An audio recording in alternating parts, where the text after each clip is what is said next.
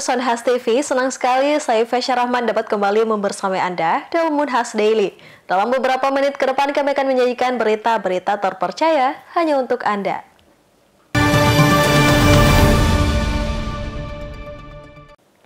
Pemirsa, Universitas Hasanuddin terus memperluas sinerginya dengan pemerintah daerah dalam pengembangan sektor pertanian. Kali ini dengan pemerintah Kabupaten Bantaeng. Kedua pihak sepakat untuk bekerja sama dalam peningkatan produktivitas 5 komoditas unggulan pertanian.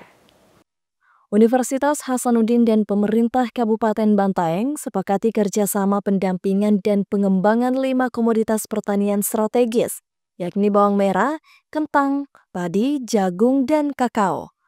Kerjasama itu ditandai dengan penandatanganan nota kesepahaman di Gedung Rektorat Unhas, Makassar, Rabu 11 Juni 2025. 5 komoditas itu kini menjadi tumpuan utama para petani di Kabupaten Bantaeng. Menurut Bupati Bantaeng, Fatul Fauzi Nurdin, kolaborasi ini diharapkan mampu mendorong produktivitas pertanian sekaligus membekali petani dengan metode bertani yang lebih efisien dan berdaya guna. Jadi alhamdulillah hari ini kita MOU dengan Universitas Hasanuddin terkhusus Fakultas Pertanian, yaitu pendampingan untuk 5 komoditas. Yang pertama bawang merah, yang kedua kentang, ketiga padi, jagung, dan kakao. Jadi 5 komoditas ini memang menjadi komoditas yang cukup strategis di Kabupaten Bantaeng karena mayoritas petani memang fokus pada 5 komoditas ini. Tentunya ini menjadi harapan kami bersama agar pertama meningkatkan produktivitas 5 komoditas ini dan tentunya bisa membimbing petani bagaimana bertani yang lebih efisien dan efektif.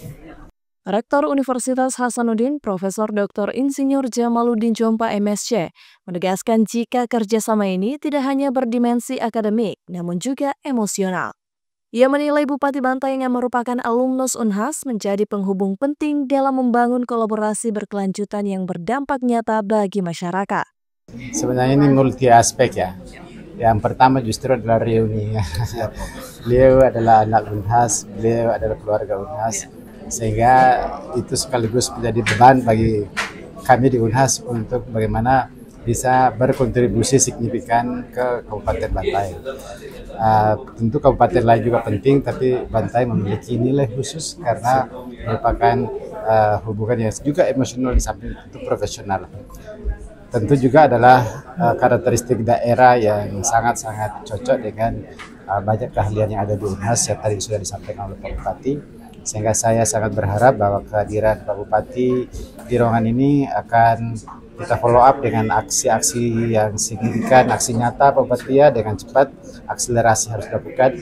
Lalu kemudian pada episode berikutnya kita akan juga secara paralel mengembangkan kerjasama lain, termasuk di bidang kelautan perikanan, kemudian juga nanti mungkin di dalam pengolahan lingkungan, selek, dan lain-lain. Masih banyak yang lain, tapi hari ini kita fokus membicarakan dan telah menandatangani PKS yang terkait dengan 5 komoditi tadi. Prof. Jamaluddin Jompa menambahkan kerjasama ini menjadi langkah konkret Unhas dalam mendorong penerapan ilmu pengetahuan di masyarakat, sekaligus mendukung pembangunan pertanian berkelanjutan di daerah. Melalui kolaborasi ini, Unhas optimistis dapat memperkuat posisi akademisi dalam memecahkan persoalan real di lapangan melalui pendekatan berbasis riset dan pendampingan langsung. Rahmati Ardi, Zahra Sabita Suceng, Unhas TV. Meski minuman dingin menyegarkan, namun ternyata bagi sebagian orang mengonsumsi es bisa beresiko. Jika Anda memiliki riwayat penyakit tertentu, ada baiknya Anda berhati-hati. Simak penjelasan dari ahli berikut ini. Pernahkah Anda merasa tidak nyaman setelah minum es? Ada beberapa faktor yang menjadi penyebabnya. Namun yang harus diwaspadai adalah jika Anda memiliki riwayat penyakit tertentu. Menurut Ketua Departemen Biokimia Fakultas Kedokteran Universitas Hasanuddin, Dr. Marhen Harisha MBiomed PhD, mereka dengan riwayat penyakit tertentu perlu waspada saat mengkonsumsi es. Penyakit-penyakit seperti asma dan gangguan pernafasan lainnya bisa semakin parah akibat konsumsi minuman dingin. Bukan hanya itu, es juga bisa mempengaruhi daya tahan tubuh kita, terutama bagi mereka yang memiliki sistem kekebalan tubuh yang lebih rendah. Dr. Marhen menjelaskan, jika minuman dingin bisa menyebabkan pembuluh darah di sekitar tenggorokan menyempit, sehingga aliran darah berkurang dan menurunkan kemampuan tubuh untuk melawan infeksi. Yang pertama harus yakin dulu bahwa dia tidak mempunyai riwayat alergi, asma terhadap temperatur dingin.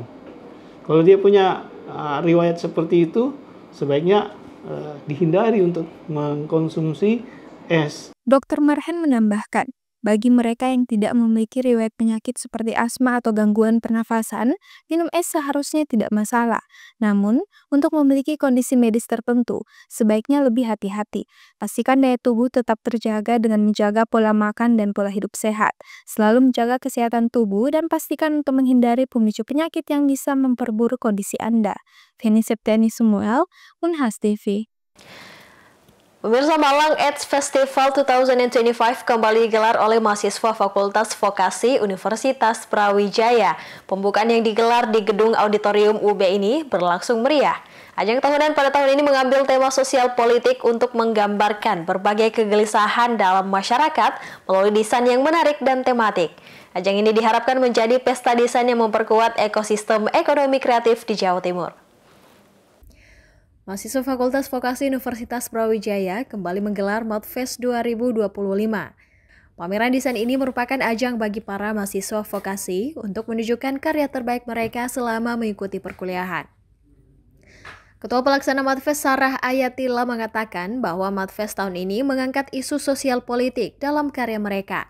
Tema ini diambil untuk merespon dan menampung berbagai keresahan sosial hingga politik yang ada di masyarakat dalam karya desain. Madfest itu Malang Art Design Festival. Setiap tahun itu temanya beda-beda. Kita sudah start dari lama untuk desain grafis Madfest ini. Untuk kali ini tema kita itu mengusung isu sosial dan politik, ya kan?